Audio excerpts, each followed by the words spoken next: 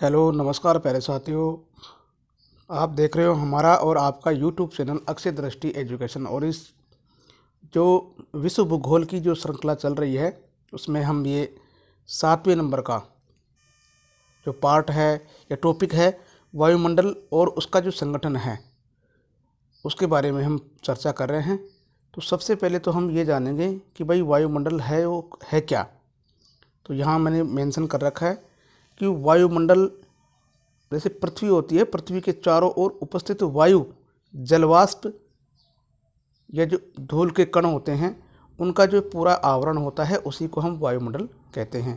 अब यानी कि हमारा जो वायुमंडल है वो पृथ्वी की सतह से हजारों किलोमीटर ऊंचाई तक विस्तृत है। छोटा सा एक अनुमान लगाएं तो नवीनतम जो अनुसंधान जो आंकड़े हैं उनके अनुसार वायुमंडल का विस्तार है वो 29,000 किलोमीटर तक माना जाता है तथा अधिकतम जो इसकी जो विशेषताएं हैं वो 1,000 किलोमीटर ऊंचाई तक ही मानी जाती है। जैसे हम उदाहरण के तौर पर समझें कि वायुमंडल का जो कुल द्रव्यमान है यानी कि द्रव्यमान का जो 50% भाग है वो 50% भाग केवल और केवल 5 किलोमीटर की ऊंचाई तक है। और अगर आगे करें बात तो 80% अगर भाग की बात करें तो ये 15 किलोमीटर ऊंचाई तक है। और 99 अगर परसेंट अगर बात करें तो केवल 32 किलोमीटर की ऊंचाई तक ये वायुमंडल का जो द्रव्यमान है उसका विस्तार माना गया है। अगर इसकी फैक्चुअल अगर भाषा की बात करें, परिभाषा की बात करें तो परिभाषाओं में एक मैक हाउस है।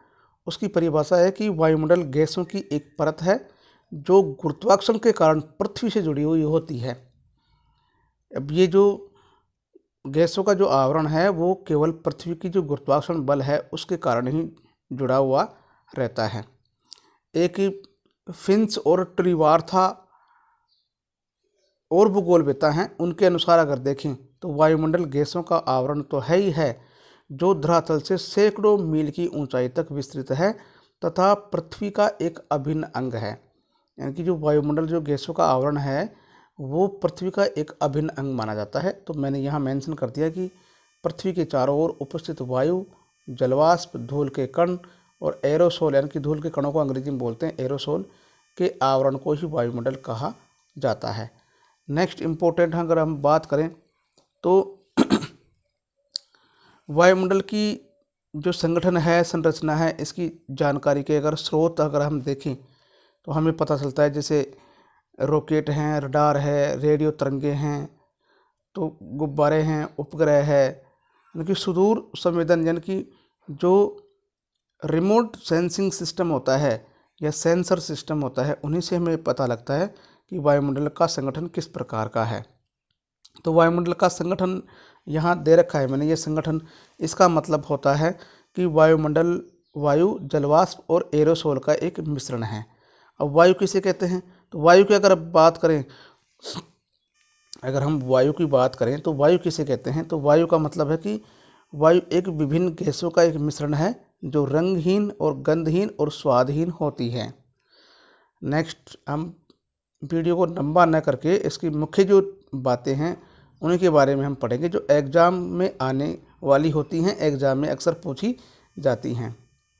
तो यहाँ हम बात करेंगे कि वायुमंडल में जो प्रमुख गैसें हैं उनको किस किस प्रकार हैं। तो प्रमुख गैसें हैं जैसे नंबर 1 पर है नाइट्रोजन। अब नाइट्रोजन जो है वो वायुमंडल में 78.6% है। ऑक्सीजन की बात करें तो 20.95% है और ऑर्गन की बात करें तो 0.93% है। अब ये जो नाइट्रोजन, ऑक्सीजन, ऑर्गन ये तीनों गैसें हैं, ये तीनों गैसें स्थिर गैसें हैं या अपरिवर्तनशील गैसें हैं, यानी कि इनमें कोई भी परिवर्तन नहीं होता है। और इनका अगर विस्तार देखें तो 80 किलोमीटर तक ऊंचाई तक ही ये प्रतिशत की मात्रा में नहीं बदलती है, यानी कि 80 किलोमीटर की ऊंचाई तक तो इन ये ऐसे कैसे अपरिवर्तनशील और स्थिर रहती हैं और उसके बाद इनमें थोड़ा सा चेंजिंग आता है। अब ये पूरे वायुमंडल की अगर बात करें तो उसमें 99% भाग को तो यही घेरी हुई है। जैसे 78 है, 20 है, 93, अगर इसको जोड़ें तो 99% बनता है। नेक्स्ट हम बात करें और गैसों की बात करें तो जैसे चौथे नंबर पर हैं कार्बन डाइऑक्साइड 0.03% है, नियोन है 0.0018% है। हीलियम है 0.0005% है। क्रिप्टॉन गैस की बात करें तो ये 0.0001% है। ऑर्गन की बात करें तो 0.406% है। हाइड्रोजन की बात करें तो 0.00005% है। और जियोन की बात करें तो 0.5 मतलब 0.0000 और 9% है, यानी कि सबसे कम जियोन गैस है। अब ये जो चौथे नंबर से लेकर के और 10वें नंबर तक की जो गैसें हैं, ये गैसें सारी गैसें क्या है कि वायुमंडल में 1% भाग को तो घेरती हैं तथा ये अस्थिर और परिवर्तनशील है, यानी कि ये इनमें बहुत ज़्यादा चेंजिंग आता रहता है। तो अक्सर एग्जाम में यहीं से ही क्वेश्चन पूछा जाता है। ये सर्वाधिक गैसें हैं वो कौन कौन सी हैं, तो क्वेश्चन तो अपना यहीं से ही बन जाता है। क्वेश्चन तो यहीं से ही बन जाता है भाई कौन कौन सी गैसें हैं, कौन कौन सी कैसे कैसे गैसें हैं। और मोस्ट इम्पोर्टेंट अगर बात करूं मैं तो ये है कि भाई सर्वाधिक सक्रिय गैस कौन सी है, तो वो है ऑक्सीजन, जो 20.95% है। और सर्वाधिक अक्रिय गैस की बात करें तो ऑर्गन गैस है। अब ऑक्सीजन गैस तो है अस्थिर और अपरिवर्तनशील, और ये अस्थिर और परिवर्तनशील गैस है वो है ऑर्गन। सर्वाधिक प्रदूषक गैस की बात करें तो कार्बन डाइऑक्साइड गैस होती मानी जाती है।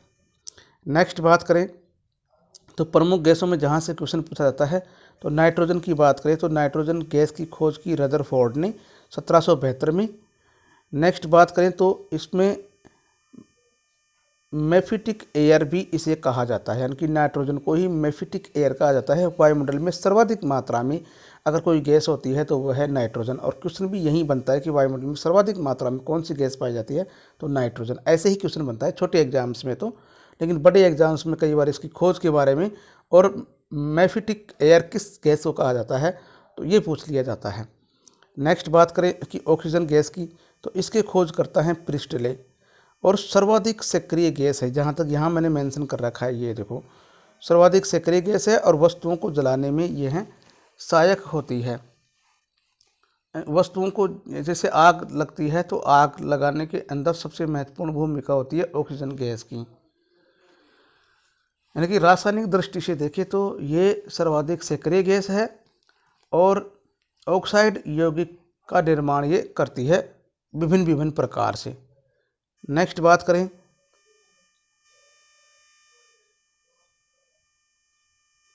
तो ओजोन गैस की बात करें तो ओजोन गैस हल्की नीले रंग की होती है, यानी कि इसमें तीक्ष्ण गंध आती है। उत्तेजक गैस यह मानी जाती है। इसको पृथ्वी का सुरक्षा कवच कहा जाता है। यानी कि किसको पृथ्वी का सुरक्षा कवच कहा जाता है, तो पृथ्वी का सुरक्षा कवच है ओजोन गैस। नेक्स्ट बात करें कि जीवन रक्षक गैस भी इसी को कहा जाता है। यानी कि जीवन रक्षक गैस किस गैस को कहा जाता है, तो ओजोन गैस को। पृथ्वी का सुरक्षा कवच किसे कहा जाता है, तो ओजोन गैस को। ये मोस्ट इम्पोर्टेंट है। आगे नेक्स्ट बात करते हैं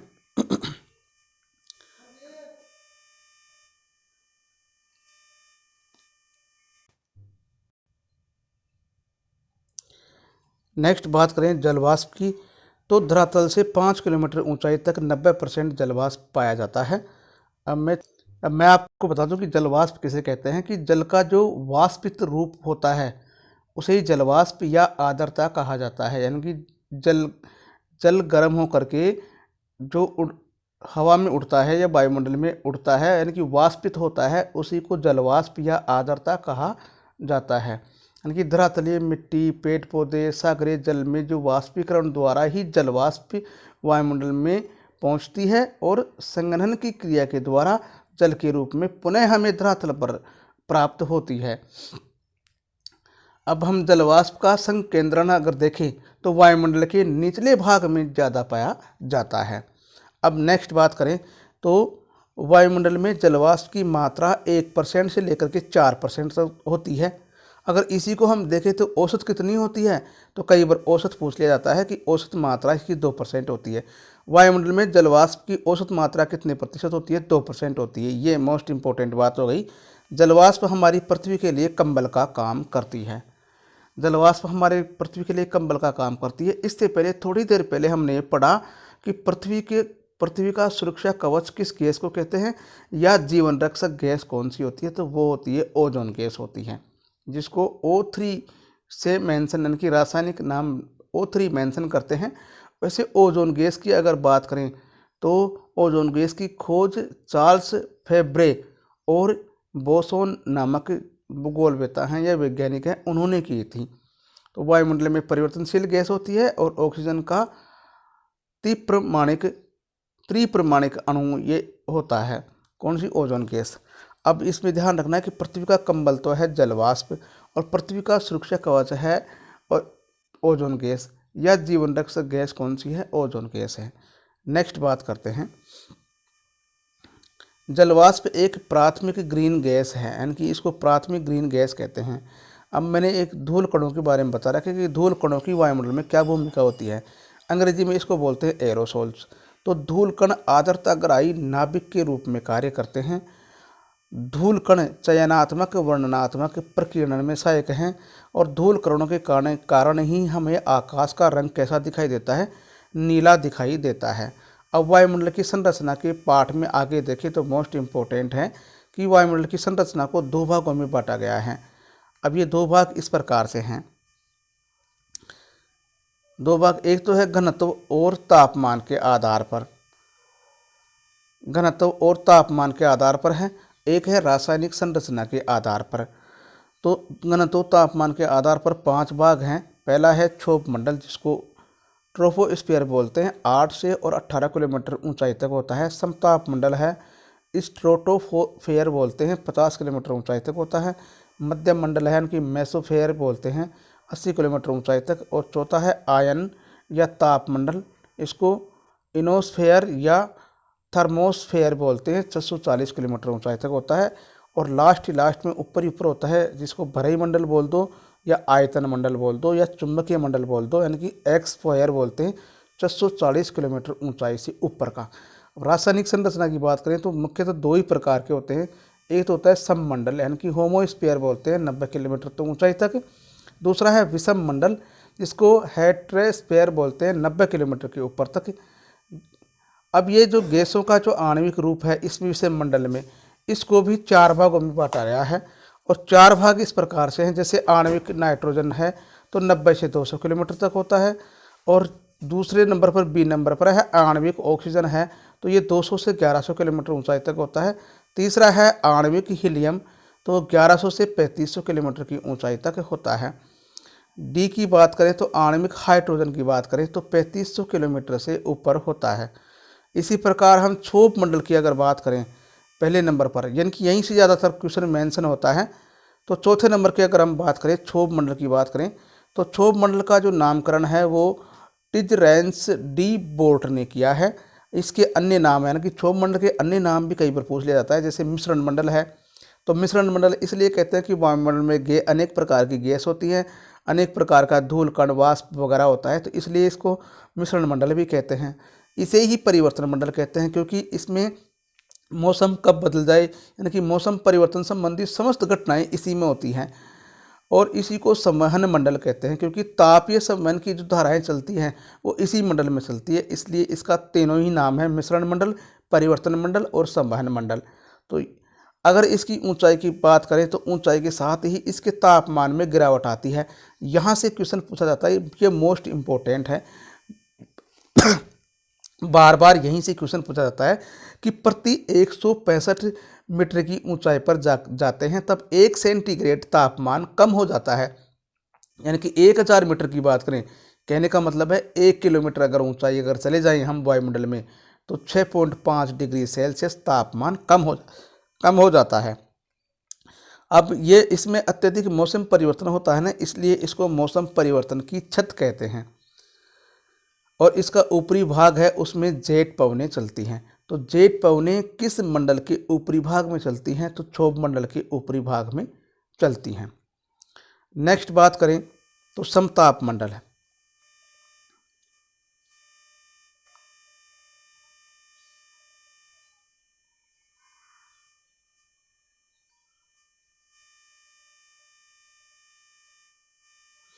नेक्स्ट बात करें तो समताप मंडल के बारे में हम पढ़ें कि समताप मंडल है तो ये विषुवत रेखा पर इसकी ज़्यादातर मोटाई होती है, लेकिन ध्रुवों पर ये और भी अधिक मोटा होता है। यानी कि विषुवत रेखा पर इसकी थोड़ी कम मोटाई होती है, लेकिन ध्रुवों पर ज़्यादा मोटाई होती है। ऊंचाई के साथ साथ तापमान वापस इसमें बढ़ता जाता है। ऊपरी सीमा पर अगर हम बात करें, यानी कि समताप मंडल की ऊपरी सीमा पर, तो वहाँ तो तापमान इसका 0 डिग्री सेल्सियस ही रह जाता है। ताप वृद्धि के कारण इसमें ओजोन गैस पाई जाती है, और ओजोन गैस के बारे में पहले ही हम पढ़ चुके हैं। तो ओजोन गैस किस परत में पाई जाती है? समताप मंडल में पाई जाती है। और इसमें क्या होता है कि उच्च तापमान प्रतिलोमन की दशा पाई जाती है। कहने का मतलब है कि जो तापमान बढ़ता है उसकी दर क्या होता है, दर में परिवर्तन हो जाता है, लेकिन वो ऊपरी सीमा पर जाकर के 0 डिग्री सेल्सियस हो जाता है। तो ये सेकंड ग्रेड में पूछा हुआ क्वेश्चन है। और उच्च तापमान प्रतिलोमन की दशा किस परत में पाई जाती है? तो ये भी क्वेश्चन पूछा हुआ है। नेक्स्ट है, निचले समताप मंडल को मुक्ता मेघ की जननी कहा जाता है। ये भी मोस्ट इंपॉर्टेंट है, ये भी क्वेश्चन कई बार पूछा गया है। नेक्स्ट बात करें मध्यम मंडल की, तो मध्यम मंडल समताप सीमा के ऊपर 80 किलोमीटर ऊंचाई तक होता है। तापमान पुनः घटने लगता है, यानी कि क्षोभ मंडल में बढ़ता है, फिर समताप मंडल में घटता है, और घट करके लास्ट में माइनस 0 डिग्री सेल्सियस रह जाता है। लेकिन मध्यम मंडल में ऊपरी सीमा पर जाते जाते तो -100 डिग्री हो जाता है। ये क्वेश्चन भी सेकंड ग्रेड का पूछा हुआ क्वेश्चन है। नेक्स्ट बात करें कि इसमें नोक्टिल्यूसेंट मेघ या फिर निशाद्वीप्त मेघ बनते हैं। तो जो मेघों की जननी होती है, मुक्ता मेघों की जननी होती है, वो तो होती है समताप मंडल, लेकिन यहाँ नोक्टिल्यूसेंट मेघ और निशाद्वीप्त मेघ कहाँ पर बनते हैं? तो वो बनते हैं इसमें मध्यम मंडल में।